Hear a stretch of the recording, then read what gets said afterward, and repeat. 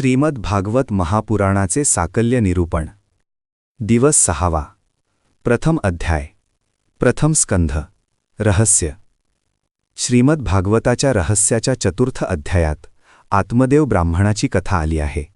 त्याला गोकर्ण महात्म्यही म्हणतात. आत्मदेव ब्राह्मणाची पत्नी धुंदुली, तिचा पुत्र धुंधुकारी ही सर्व जीव, मोह आणि मायेची प्रतीके आहेत.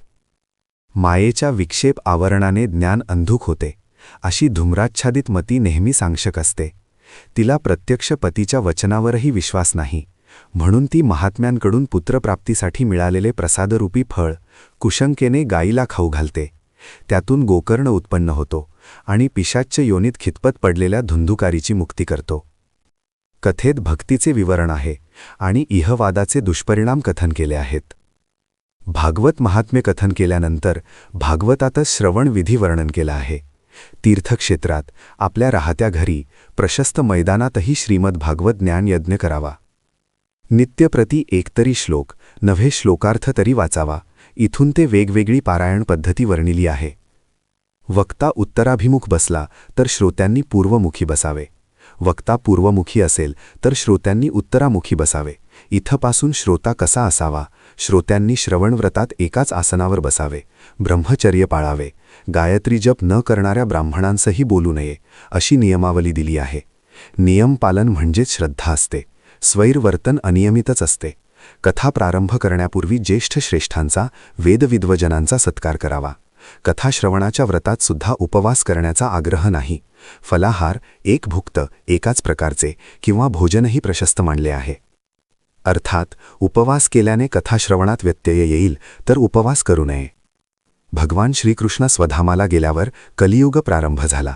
नंतर 30 वर्षांनी शुकदेवांनी परीक्षितीला, त्यानंतर 200 वर्षांनी गोकर्णाने धुंधुकारीला, त्यानंतर 30 वर्षांनी सनकादिकांनी ही कथा सांगितली, असे वर्णन आले आहे. त्यांचा भाद्रपद शु 9, आषाढ शु 9 व कार्तिक शु 9 हे प्रारंभाचे दिवस सांगितले आहेत. तथापि हा क्रम व्युत्क्रम वाटतो. परीक्षिती कलियुगारंभी, तर सनकादी व गोकर्ण हे द्वापरपूर्व वाटतात. श्रीमद भागवताच्या पारायणानंतर हवन करावे आणि ते दशमस्कंधातील श्लोकाने तूप, पायस, मध, चरू यांनी करावे किंवा गायत्री मंत्राने करावे, असेही म्हटले आहे. कारण हे महापुराण गायत्री स्वरूपच आहे. गायंतम त्रायते सा गायत्री, अशी गायत्रीची प्रशंसा आहे. गायत्री त्रिपदा आहे आणि ताप त्रिविधच आहेत: आधिदैविक, आध्यात्मिक, आधिभौतिक. आधिभौतिक ताप ईश्वर भक्तीने जातो. आधिदैविक आणि आध्यात्मिक ताप ज्ञानाने जातो. भागवत श्रवणाने भक्ती, ज्ञान आणि वैराग्य एक समयावच्छेदे प्राप्त होते. म्हणून त्रिपदा गायत्री ही त्रायते म्हणजे तारण करते.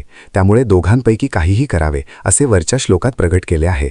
ऋग्वेदाने मंत्रज्ञान, यजुर्वेदाने कर्मज्ञान आणि सामवेदाने भक्तिज्ञान, उपासना असे ज्ञानयोग, कर्मयोग आणि भक्तियोग प्राप्त होते.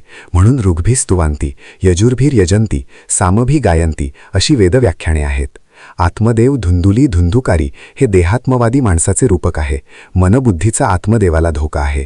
धुंधुकारीच्या 5 वेश्या हे मानवाला भ्रमित करणारे शब्द, स्पर्श, रूप, रस, गंध हे विषय आहेत. ते जीवाला बंधन करतात. वेळूत बसलेला धुंधुकारी भागवत श्रवण करताना रोज एक गाठ फुटून वर जात होता.